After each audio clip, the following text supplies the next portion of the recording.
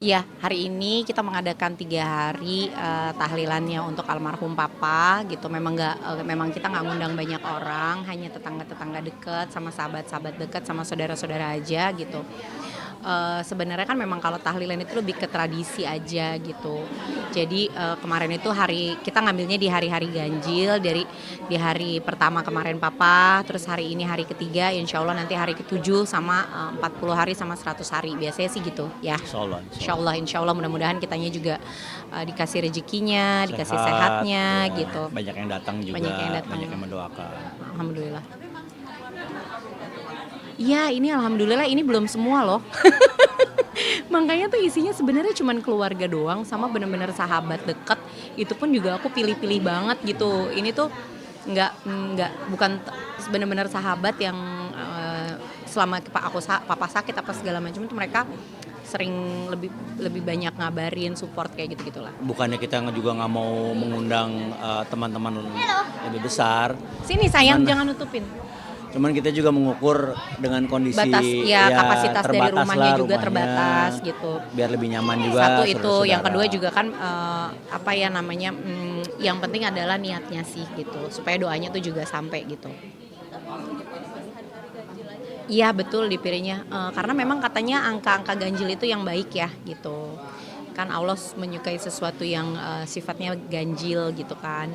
Jadi ya memang kita pilihnya 1, 3, 7, 40 sama insya Allah 100 hari. Kalau 40 hari itu kan memang kayaknya itu juga tradisi sih ya, Iya. 40 hari ya gitu, walaupun bukan, angka ganjil, tapi biasanya tuh nanti, yang udah-udah sih waktu mamaku juga kayak gitu soalnya. Insya Allah nanti setahun kayak gitulah.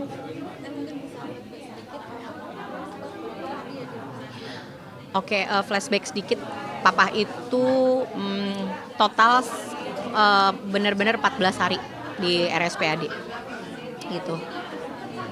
Dengan keluhan sakit yang awalnya kami orang awam itu ngiranya tuh papa cuman liver karena badannya kuning, terus, Awal gejalanya itu papa sakit pinggang, iya, sakit terus pinggang, badannya kuning kan, jadi kita ya. tuh berpikir secara secara awam nih, kita yang nggak ngerti biasanya kalau orang badannya kuning itu biasanya kalau nggak liver, hepatitis, atau yaitu batu empedu kayak gitu-gitu. Di awal tuh diagnosa kita gitu, tapi ternyata dokter tuh punya punya pemikiran lain lah gitu. Pasti kan dokter mereka lebih tahu ya gitu. Pemikiran dokternya, papa tuh jauh lebih daripada kita gitu. Dia udah curiga dari awal ketika ngeliat ciri-cirinya papa, hasil USG-nya, padahal itu masih USG ya. Dia udah bilang gitu, "Saya mau coba ini ya, saya mau coba, cek, Tes ya. eee, apa, kansernya." Dia bilang gitu, "Saya takut papa ada tumor," gitu. Ternyata memang setelah hasil tesnya keluar itu ya memang itu di di, eee, apa namanya, dilihat bahwa kansernya itu sudah masuk stadium 4. Iya, jadi gini, keterbatasan kami sebagai anak saat itu adalah bukan nggak berani, nggak kuasa banget untuk maksa papa ke rumah sakit. Ya namanya orang tua kadang mereka suka punya pemikiran sendiri ya. Ke rumah sakit tuh jadi hal yang menakutkan kayaknya buat papa aku. Mungkin sekarang setelah aku "Abai please." Mungkin sekarang setelah aku pikir-pikir lagi gitu ya, salah satu alasan yang membuat dia takut ke rumah sakit mungkin dia takut nanti kalau ke rumah sakit penyakitnya jadi banyak, jadi ketahuan ini itu apa segala macem gitu, yang Takut akhirnya ngerepotin juga. pasti sih utamanya sih dia takut ngerepotin anak-anaknya gitu. Terus kayaknya gitu yang bikin dia takut adalah nanti takutnya, merembet kemana-mana penyakitnya, dan kayaknya yang paling dia takutkan adalah nanti kalau udah ke rumah sakit nggak pulang lagi, kayaknya gitu ya, gitu yang aku bayangin sih gitu. Karena dia tuh nggak mau keluar kamar, kayak gitu-gitu waktu itu tuh. Jadi selama hampir 3 minggu tuh dia nggak pernah keluar kamar, makanan kita anterin ke kamar, sholat semua dia lakukan di kamar gitu.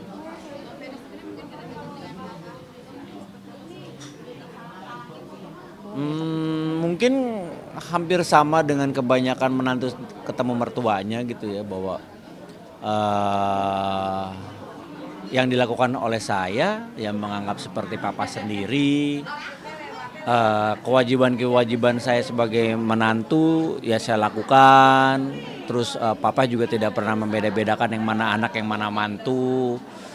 Terus, kalau yang paling melekat ingatan di saya sih kan papa itu juga baru hampir 2 tahun tinggal di saya, sebelumnya kan tinggalnya kan di sini. Terus Karena satu hal kita minta, "Pah, tinggal sama aku deh, tinggal sama aku," gitu.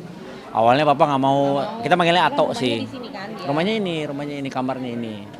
Nah, enggak ah, Ato takut ngerepotin. Terus Wita waktu itu sempat bilang, "Udah, papa mah nggak mau. Kalau nggak mau, udah deh, gue yang ngomong. Gue yang ngomong." Saya bilang gitu. Terus udah, saya ngomong, saya rayu-rayu gitu. "Ayo dong, nanti punya kamar sendiri, punya ini. Pokoknya kita nyaman deh di rumah, insya Allah." Udah gitu kan ada papa aku juga di rumah, papa aku juga tinggal di rumah. Ntar ada papa Aki Dudi, saya bilang gitu. Jadi bisa ngobrol lah, ada mama juga, mama Ipit. Jadi di rumah itu dulu ada mama, ada papa, ada Ato gitu. Jadi kumpul, ada cucu juga, saya bilang rame deh di rumah. Akhirnya ya udah coba dulu ya. Ya udah sok nggak apa-apa. Terus alhamdulillah betah. Jadi ya apa ya, bisa dibilang jimat kita ini aku kumpulin gitu di rumah tuh, ayo kumpul deh, suka nggak suka kita, pokoknya kita kumpul deh yang penting. Jadi saya juga ngontrolnya gampang, terus gizinya juga kita insya Allah tercukupi, kebutuhannya insya Allah tercukupi. Terus sholat Jumat juga saya ada teman boncengan pakai motor gitu. Terus kalau sering ngobrol-ngobrol soal pandangan-pandangan menurut agama, kan beliau ilmu agamanya tinggi gitu. Jadi kalau ngobrol soal, kita lagi berdua nih kalau habis sholat Jumat atau di motor ngobrol, tadi ngebahas soal ceramah gini-gini. Iya tadi tuh gini Fer, gini-gini. Oh gitu ya. Oh iya. Oh, orang yang berilmu tinggi aja menganggap menilai sesuatu itu bisa dari beberapa visi gitu, beberapa sudut gitu. Jadi ya saya juga banyak berguru sama beliau gitu tentang ilmu agama, tentang kehidupan, dan juga bagaimana memperlakukan istri dari suaminya gitu. Nggak sering sih, mungkin dengan ya begitu nyampe rumah juga kan Pak Ato tuh suka udah masuk kamar, sholat baca Quran gitu. Saya juga mungkin dengan kegiatan masing-masing. Jadi pada saat ada beberapa waktu kita kadang suka bertukar pikiran lah, ngobrol-ngobrol. Terus ya itu saya banyak belajar tentang kehidupan dari dia. Apa deket nggak sama Ato? Deket. Kemarin itu saya maksa banget Abai kan sebenarnya kemarin tuh sempat takut datang ke rumah sakit gitu. Tapi aku paksa banget Abai ke rumah sakit yuk, aku bilang, karena Ato mau operasi. Dari sebelum operasi tuh Ato nanyain Abai terus udah berapa hari, aku bilang gitu. Terus jadi aku jemput lah dia ke sekolah kan, sebenarnya dia pulang sekolah tuh jam 2, jam 12 aku udah jemput, aku izin sama gurunya karena kakeknya mau operasi, aku bilang gitu. Alhamdulillah Abai sempat ketemu, sempat dipegangin tangannya, ngobrol, bercanda, karena biasanya ada kegiatan yang lucu banget. Dulu tuh waktu Atonya masih sehat, dia kan seneng jajan bakso. Ya Bay ya. Kalau bakso siapa yang bayarin? Ato. Jadi ada tukang bakso langganan kita panggilnya tuh Pak D. Nah si bakso itu lewat jam 3 atau jam 4 sore lah, jam sore asar. Habis dia sholat asar tuh biasanya kegiatan papa aku tuh habis sholat asar dia turun ke bawah, dia minum susu, terus dia nyemil di depan sambil ngelihat cucunya main. Itu pasti dia datang, dia pasti masuk ke dalam, naik ke kamar terus turun lagi bawa uang 20.000. Aku nanya, buat apa sih Pak? Ngapain sih Tok? Kok dijajanin terus? Aku bilang, gak apa-apa, dia tuh suka banget makan bakso gitu. Hampir setiap hari. Kadang aku suka bilang sama Bay, jangan jajan bakso terus nanti sakit perut. Gak apa-apa, orang dibeliin Ato gitu. Jadi tuh kayak gitu-gitu ya Bay. Iya. Ini tuh cucu kesayangannya Ato. Iya. Itu ya. Terus setiap kali sekolah kan pasti pamit kan. Itu pasti dia kayak Abai ngetok pintu. Atau aku berangkat ya gitu. Terus iya sayang, aduh cucu Ato ganteng, soleh gitu. Karena kan kamarnya tuh seberang-seberangan depan kita gitu. Abai ingat Ato nggak? Ingat nggak kalau Ato suka bilang apa? Suka beliin apa? Bakso. Terus apa lagi? Nasi goreng. Pamit Ato ya.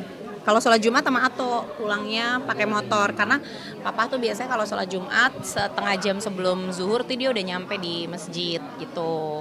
15 menit atau setengah jam sebelum zuhurnya, azan zuhurnya tuh dia udah nyampe di masjid.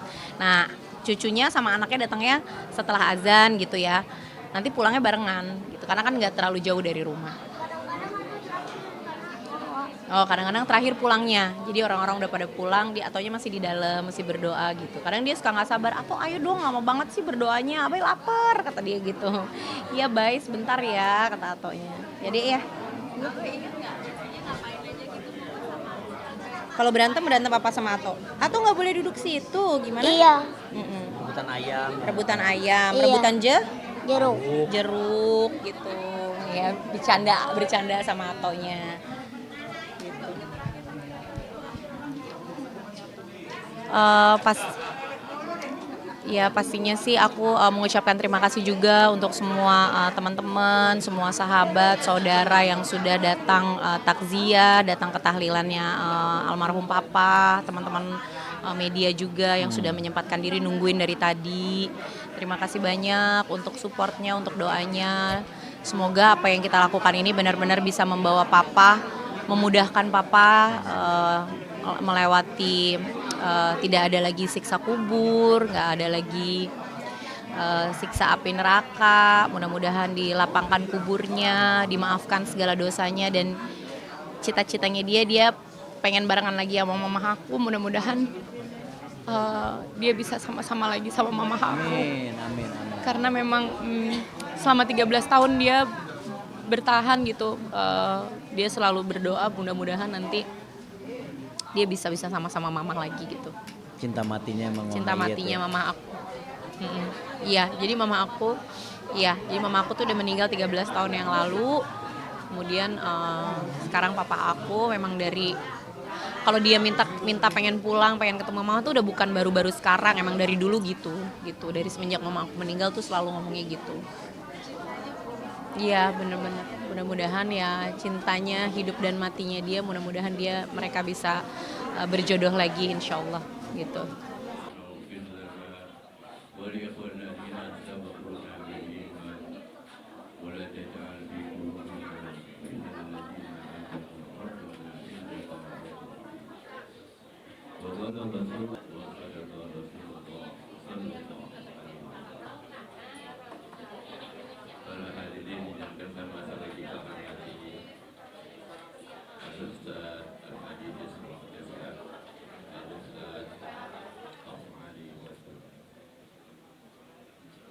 Tak lupa salawat dan salam, bertambahkan salam kita selalu beserta keluarga kerabat sahabatnya dan bagi dengan harapan bapak sekalian diganjar pahala oleh Allah Subhanahu wa Ta'ala. Dan juga kami keluarga mohon kirana dibukakan pintu maaf yang seluas-luasnya untuk mengisi La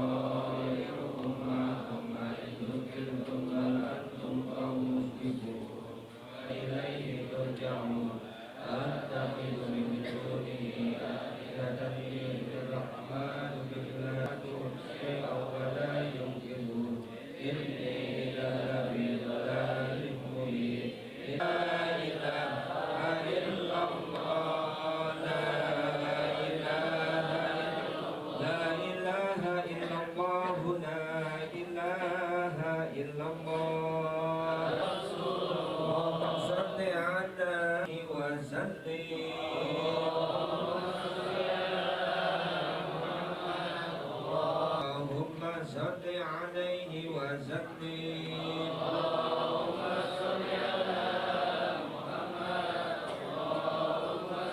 اللهم صل على